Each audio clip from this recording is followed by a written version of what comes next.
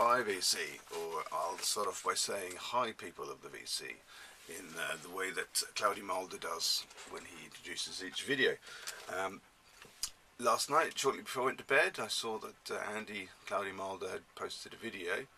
I'm trying to think what it was called now. It was called Gimme 10 Family Ties. I think the idea is to show records by artists or bands that have family ties in the band that they play in, which I thought was quite interesting. I lay awake shortly afterwards trying to think who I could gather together and see which records I have that have family ties. And of course there are a lot when you really look into it. Here are some of the ones that I come up with. Andy suggested I dust off my Mel and Kim records, which I sadly don't have any. And then I thought straight away, Nolan Sisters, but I don't have any Nolan Sisters records either. Maybe I can fix that this year. Anyway, so on we go. 10 records with family ties.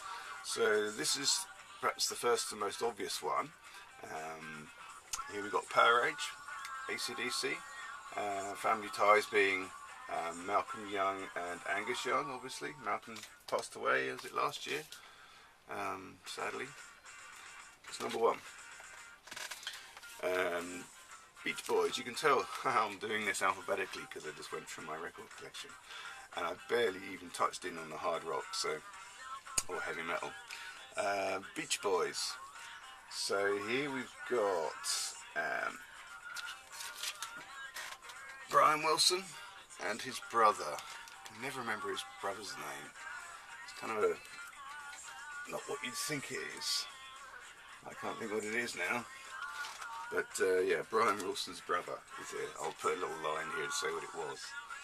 There you go. He died as well, didn't he? Quite young. He was a bit of an animal man, wasn't he? Anyway, next one, Dire Straits. The first two Dire Straits records, we had Mark Knopfler, who was basically Mr. Dire Straits, let's face it.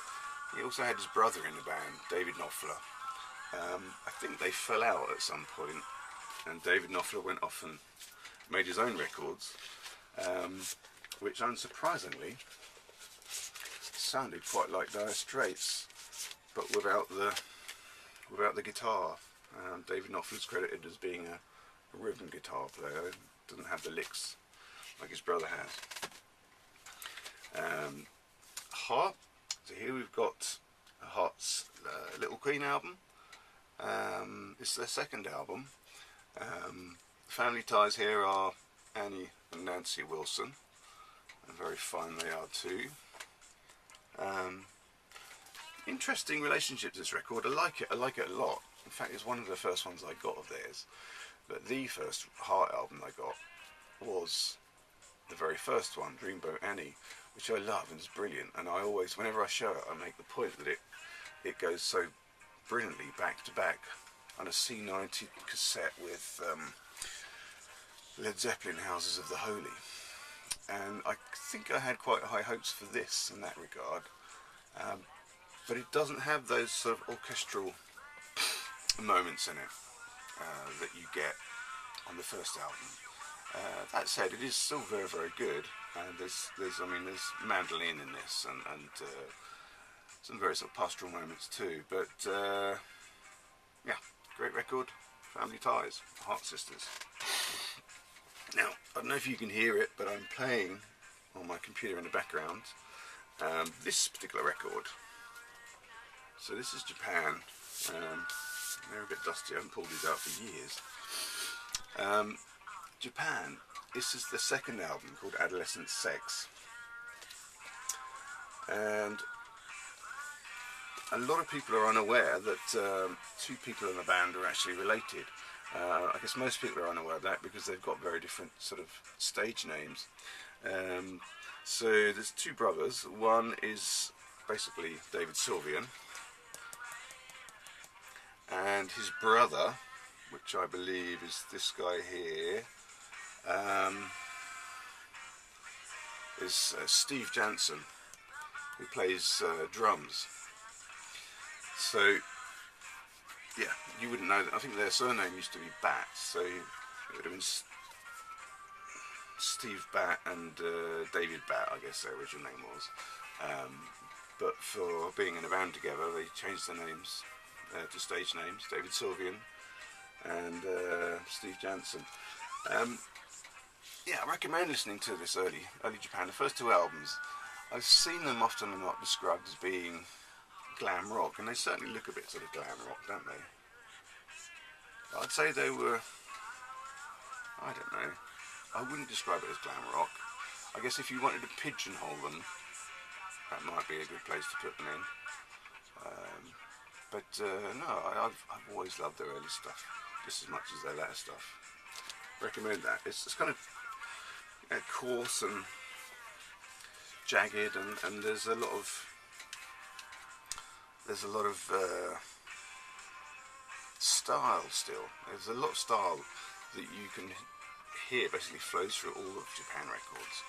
But yeah, this one's a lot more gritty and grainy than the stuff that they make after this point.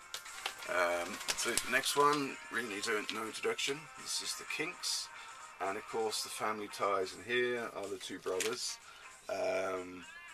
Ray Davies and Day Davies. Were brothers, still are. I think they've had quite a turbulent relationship through the years, but well, there they are, Ray and Dave. Dave. Right. I can't remember how many that is. So this one, I was sure that there was some family ties on this as well. Well, basically in the Wailers. I'm not so familiar with the Wailers. I'm not really that involved in reggae at all. I probably will be one day, but not right now. But I've got some records, and I generally grab them if I see them. So in the Wailers, apparently, there was a pair of brothers. One is called Aston Barrett, who plays bass, piano, guitar and percussion. And then there's Carlton Barrett, who plays drums and percussion. So there you go, family ties. I'm not sure which one of these guys, I think that's Bob, isn't it? But I don't know which ones are brothers. Famously, Steve McQueen by Prefab Sprout. There's not an awful lot of family resemblance here, but Paddy McAloon, or Paddy McAloon, I don't know how you want to pronounce his name, and his brother Martin McAloon are brothers. Family ties there. That's Wendy Smith. She's fantastic. Now, another one. Another dusty record. Scorpions. This is one of the earlier ones of their catalogue. And I pulled this out because obviously we've got the two brothers, Rudy Schenker or Rudolf Schenker, and then you got Michael Schenker. Michael Schenker played in Scorpions for a while before he went off to play with UFO and eventually formed his own band and that sort of stuff. But that was his sort of early humble beginnings. Sparks. Yeah, two brothers. Again, there's no kind of obvious family resemblance there, but this is I'm not quite sure how to pronounce the surname, Meal or Male. I'll say Male. So we've got Ron Male and Russell Male here. I think that is Russell Male and that is Ron Male. Answers on the postcard if that's wrong. I'm quite sure how many we've done now. I'll just carry on to the end. Van Halen. Had this record for years, scuffed up the buggery. Bought this when I lived in Portsmouth as a student. So they're famous for having siblings, Eddie Van Halen and Alex Van Halen. who was the drummer in Van Halen. Eddie, famously the guitarist, that changed the way things sounded from then on. Yeah, brothers, family ties. And this one, I don't know, maybe this is a bit of an honourable mention perhaps. So Frank Zappa, Ship Arriving Too Late to Save a Drowning Witch. There's a track on here which I've always liked called Valley Girl, and I've often sort of listened to it and thought about it, and before I knew anything about America or California or anything like that, I always wondered what it was about. What is this Valley Girl? What's she talking about? Well, turns out it's Frank Zappa's daughter, Moon, or Moon Unit Zappa. She does the vocals on that particular track, Valley Girl. So I suppose technically she's not in the band, but, well, she performs on the record, and that is Frank Zappa's daughter, so I don't know how you want to swing with that one, Andy. But yeah, Valley Girl is quite different. Californian Valley Girl is quite different from what we would call a Welsh Valley Girl. In Wales, the valleys got a large area of special.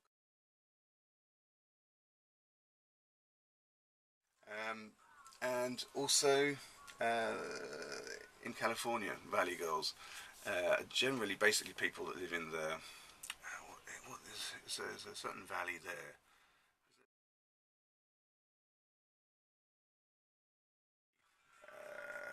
American kids who say all the kind of things that Moon Unit Zappa says in this song. It was interesting to eventually, my wife's from California, but it was interesting eventually meet some of her childhood friends and discover, wow, they're Valley Girls, because I could recognise the phrases that they use, the way they speak, the attitude. It was so well represented in this song. And then finally I sort of understood what a Valley Girl was when I actually met people that she's sort of representing in this track. Yeah, I won't say any more about that. I'm about to get a lot of hate mail. I don't know. Okay, Andy, I hope that fits in with your thread. Yeah, I barely dived into the heavy metal, hard rock. A few hard rock in there, but no metal. Okay, well, thanks very much, everybody. Happy New Year. This is just a quick and dirty video. Start off the 2018 VC from my channel. Okay, thanks. Look out for my next video. Bye.